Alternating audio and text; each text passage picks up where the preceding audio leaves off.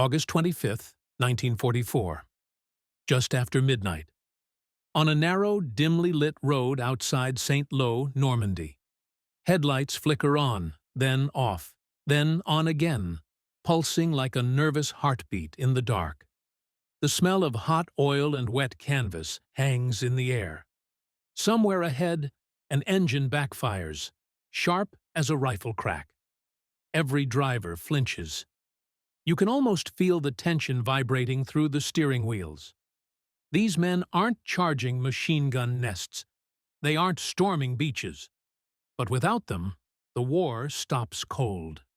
Private First Class James Red Ballard, 25 years old, grips the wheel of a GMC CKW 2.5-ton truck, nicknamed the Deuce and a Half. His knuckles are white. His eyes burn from exhaustion. He's been awake for nearly 30 hours. The convoy commander raises his arm. Down it drops.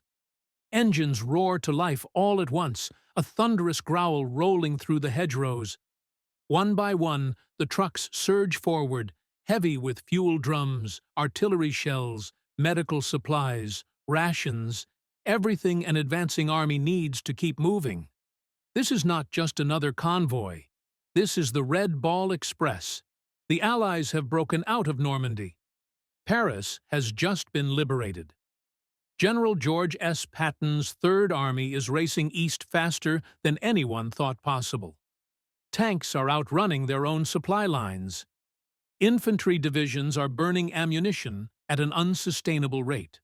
And now, the entire Allied advance depends on a single, fragile artery of asphalt and dirt. Two routes, one direction only. No stops. From the beaches of Normandy to the front lines hundreds of miles away. The drivers are told the rules in blunt terms. Drive fast. Don't stop. If you break down, pull off or die where you sit. Ballard presses the accelerator. The truck lurches forward, suspension groaning under the weight. The speedometer creeps past limits it was never meant to reach. 60 miles per hour. On roads chewed up by tanks and bomb craters. There are no headlights allowed after the first stretch. German aircraft still roam the skies. Instead, the drivers follow the dim red tail lights of the truck ahead, tiny glowing dots that give the route its name. Red light, red ball, express. The road is chaos. Wrecked vehicles line the ditches, some smashed from accidents, others burned black by Luftwaffe strafing runs. A dead horse lies twisted at the roadside, legs stiff, eyes glassy. Somewhere in the distance, artillery rumbles like a gathering storm. The drivers don't talk. They don't sing. They don't complain. Because every man here knows the truth. If this convoy fails, the advance stalls. And if the advance stalls, the Germans regroup. Ballard passes a military policeman waving traffic through, his white gloves glowing faintly in the dark. The MP doesn't salute. There's no time? Inside the cab, the heat is suffocating. Sweat runs down Ballard's back despite the night air. The truck smells of gasoline and fear. His eyelids feel heavy. Too heavy. He slaps his own face hard. Stay awake. Around him, thousands of trucks are doing the same thing. Hurtling through the night, pushing engines beyond their limits, driven by men who were never supposed to carry the weight of the war on their shoulders. But they are. And somewhere far ahead, American tanks are waiting. Engines idling, guns silent, fuel gauges dropping. If the Red Ball Express slows down, everything stops. Everything. Men the army almost forgot. The road narrows as the convoy pushes east. Ballard's truck bucks violently, tires slamming into a crater half hidden by darkness. The steering wheel jerks hard left. For a split second, the truck threatens to roll. He wrestles it back into line. No one slows down. That's when you notice something else. Something the official histories rarely show. Almost every driver in this convoy is black. Private Ballard is one of them. So is Corporal Willie Jackson, driving 3 trucks ahead. So is Sergeant Luther Grant, riding shotgun with a Thompson submachine gun that's never been fired in anger. These men wear U.S. Army uniforms, but most were never trained for combat. They were cooks, stevedores, labor battalion troops. The Army didn't expect them to be heroes, but the war didn't care. When the breakout from Normandy exploded faster than planners anticipated, the supply system collapsed overnight. Railroads were wrecked. Ports were still damaged. Pipelines hadn't reached the front. There was only one solution: trucks. Thousands of them, driven nonstop. The Army scraped together anyone who could drive. And suddenly, men who had spent the war loading crates were now racing through enemy territory at breakneck speed, carrying the lifeblood of the Allied advance. Ballard remembers the briefing. No speeches, no medals, just an order. Keep the trucks moving. The headlights stay off now. Only the red glow ahead guides him. The road feels endless, curve after curve, mile after mile. His body aches. His right foot is numb from pressing the accelerator for hours. Then it happens. A sharp bang, like a rifle shot. The truck lurches. The engine screams. Ballard knows that sound. A blown tire. The rules flash through his mind instantly. Don't stop on the road. Don't block traffic. Don't get killed.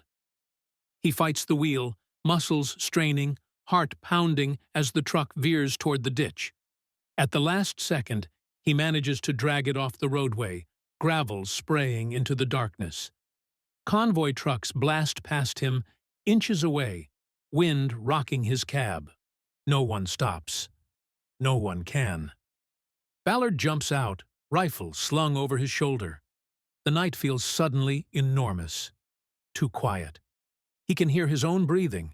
Somewhere far away, flares pop, soft white light blooming against the sky. German artillery? Or something worse? He changes the tire with shaking hands, sweat soaking his shirt. Every shadow looks like a sniper. Every rustle of leaves sounds like boots. The Red Ball Express has no escort, no tanks, no infantry columns, just military police at intersections and the hope that speed will keep the Germans from reacting. Most nights, it works, but not always. Ballard finishes the tire change and slams the door shut. He guns the engine and merges back into the flow, heart still racing. Ahead, the red lights stretch on forever. Behind him, another truck sits silent in the ditch. Engine dead, driver waiting for daylight and praying he survives the night. And above it all, unseen but listening, the enemy begins to notice. German commanders are realizing something. The American advance isn't magic. It's fuel, it's ammunition, it's food, and it's all moving down one fragile road. If they can cut it, the war could change. The enemy finds the artery. Dawn comes thin and gray. Mist clings to the low ground as the convoy barrels through a small French village. Stone houses scarred by shell fire, windows blown out, church spire cracked but standing. The road smells of damp earth and diesel. Ballard hasn't slept. His eyes burn. His hands ache. But the trucks keep coming, one after another, as if the road itself is alive. Then the sound cuts through everything. Aircraft engines. Not Allied. The pitch is wrong, sharper, angrier. Luftwaffe, someone shouts over the radio. The scream of Messerschmitt Bf-109S dives out of the clouds. You can almost feel the panic ripple through the convoy. There's no place to hide. The first burst of machine gun fire rips into the road ahead, sparks dancing as bullets chew into stone and asphalt. A truck erupts in flame, fuel drums detonating in a rolling fireball that punches smoke into the morning sky. Ballard floors the accelerator. Trucks scatter, some swerving into fields, others pushing straight through the kill zone. Drivers fire rifles upward in desperation, futile, instinctive. A plane roars overhead, so low Ballard can see the black crosses on its wings. Another truck takes a direct hit. The driver never gets out. In minutes, it's over. The fighters vanish as suddenly as they appeared, leaving wreckage and silence behind. Smoke drifts across the road. Burning fuel runs in black streams along the ditches. The convoy doesn't stop. It can't. Military police redirect traffic around the wrecks. Replacement trucks are already on the move. The road closes for minutes, then reopens. The Red Ball Express absorbs the blow and keeps flowing. But German commanders are paying attention now. Interrogations of captured soldiers confirm it. Reconnaissance flights map the routes. Intelligence officers trace the pattern. One-way roads, continuous movement, predictable choke points. This isn't just supply traffic. It's the backbone of the American advance. In General Oberst Walter Model's headquarters, the conclusion is obvious. If they can't stop Patton's tanks head-on, they can starve them instead. Orders go out. Artillery batteries are repositioned near key intersections. Fighter-bomber squadrons are assigned to low-level harassment. Small infantry units are told to ambush trucks at night, hit fast, disappear. For the drivers, the pressure multiplies. Ballard reaches a forward supply dump late that afternoon. Soldiers swarm his truck, unloading fuel and ammo in a blur of motion. Tanks sit nearby, crews watching anxiously as fuel hoses finally connect. One tanker commander grips Ballard's shoulder. "Thought you guys weren't gonna make it." Ballard doesn't answer. He's already turning around. Because the road only flows one way. And there's another load waiting. Back on the return route, he passes a line of wrecked trucks pulled off the shoulder. Some are patched with bullet holes. Others are twisted metal husks. Fresh graves dot the roadside, marked with simple wooden crosses. Names, ranks, dates. Most from the last 48 hours. The Army starts reinforcing the route. Anti-aircraft guns at key points, more MPs, fighter cover when possible. But the distances are vast. The road is long, too long to protect everywhere. Ballard feels it in his gut. The Germans aren't done. They're learning. And soon, they'll hit the Red Ball Express harder than ever, right when the Allies can least afford to slow down. Running on empty. September 2nd, 1944. Late afternoon, near Verdun. The road is choked with dust. Ballard coughs as another truck roars past, its tires throwing up a cloud so thick it blots out the sun. The air tastes like chalk and fuel. His throat burns. They're farther east now than anyone expected, so far that the maps haven't caught up. Hand-painted signs point toward supply dumps that didn't exist a week ago. Everything about this advance feels improvised, stretched thin, including the men. Ballard's hands tremble when he shifts gears. He hasn't slept more than 4 hours in 3 days. Neither has anyone else. The Red Ball Express is moving nearly 12,500 tons of supplies per day. Fuel, ammunition, food, more than the planners believed possible. The trucks are breaking down faster than they can be repaired. Engines overheat. Axles snap. Tires shred themselves on the brutal pace. And now, the nightmare scenario is happening. The fuel is running out, not at the front, on the road. Ballard watches his fuel gauge sink lower with every mile. He knows the math. He's driven this route too many times. If he doesn't reach the next dump, his truck will die right where it sits, blocking the artery, endangering everyone behind him. Up ahead, a line of trucks has slowed. Too much. He slams the brakes, heart pounding. A wreck. 2 deuce-and-a-halfs have collided, twisted across the roadway.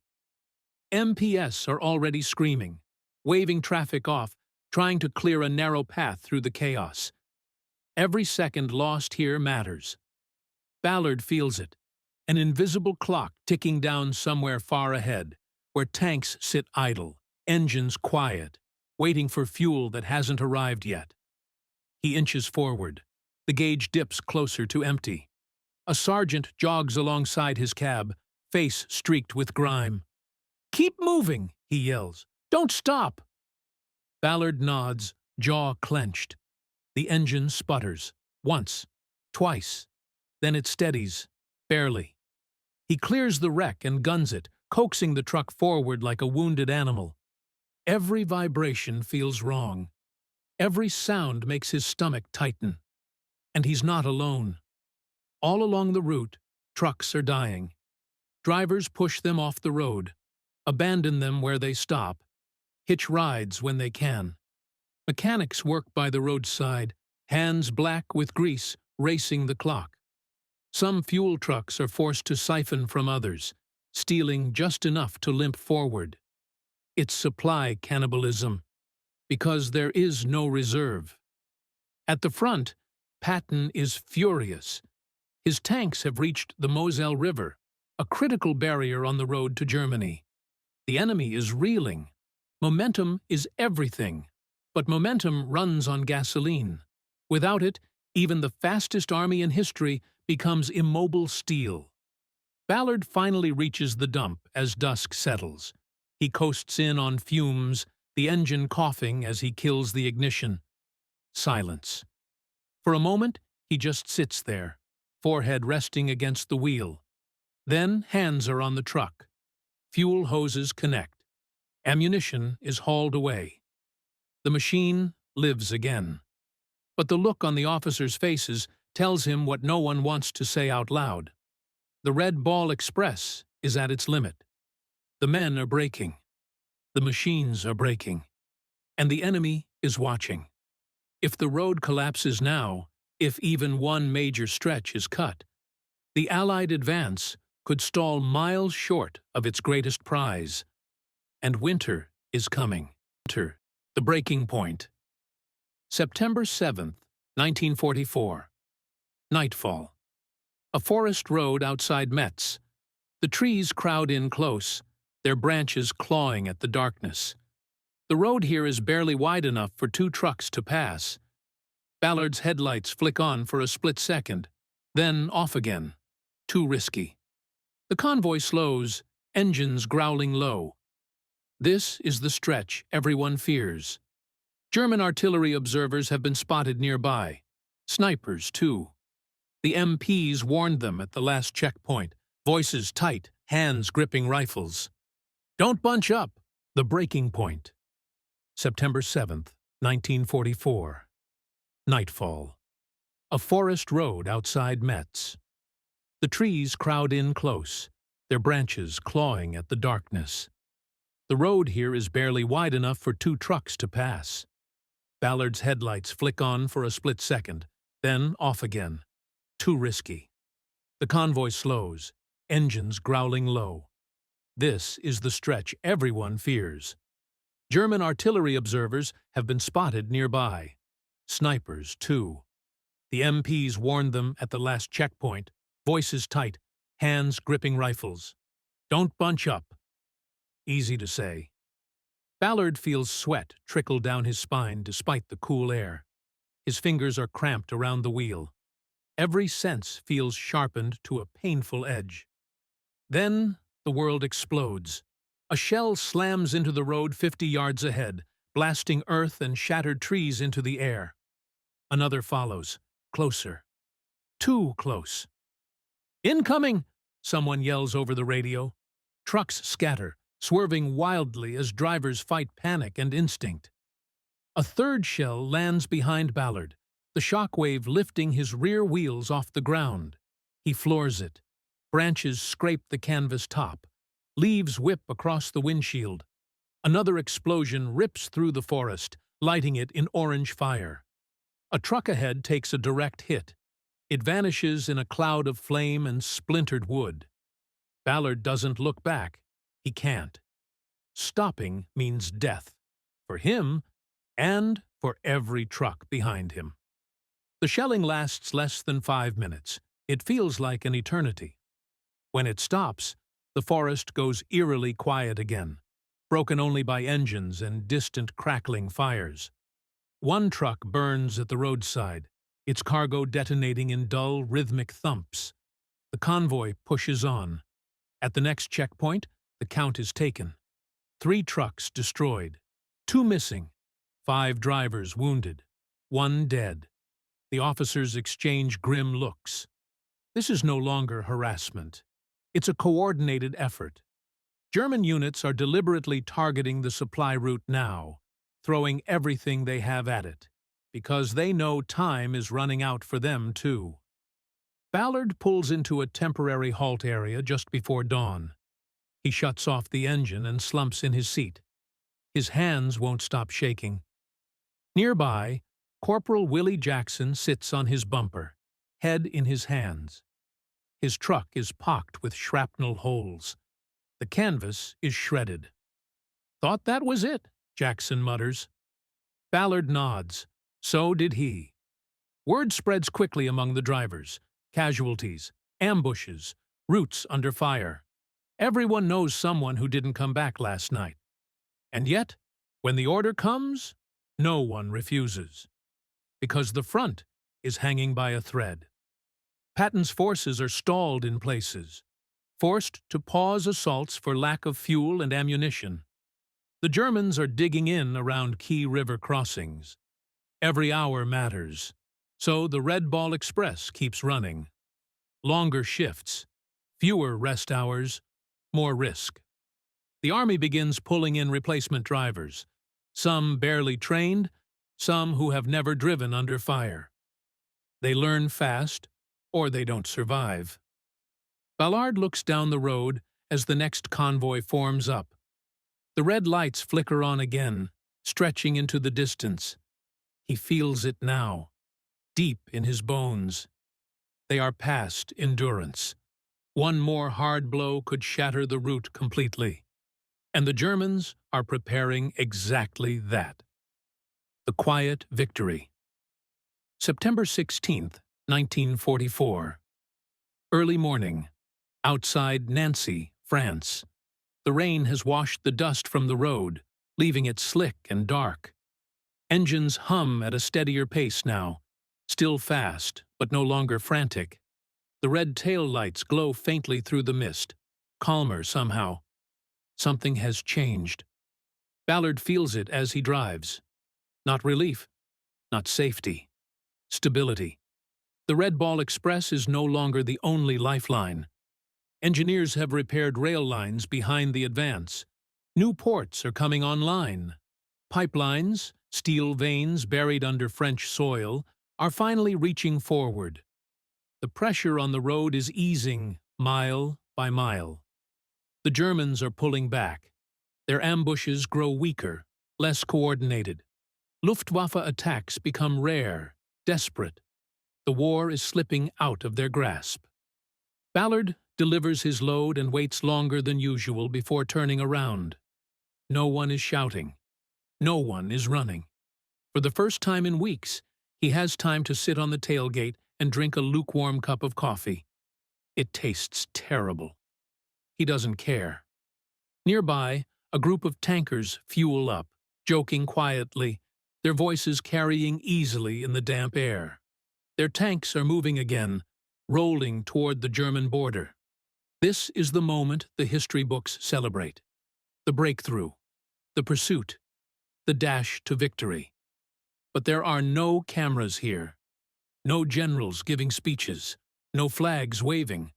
Just tired men and worn-out machines, doing exactly what they were never supposed to do, and doing it well enough to change the course of a war. Ballard thinks of the trucks left in ditches, of the graves along the roadside, of the men who drove until they couldn't anymore.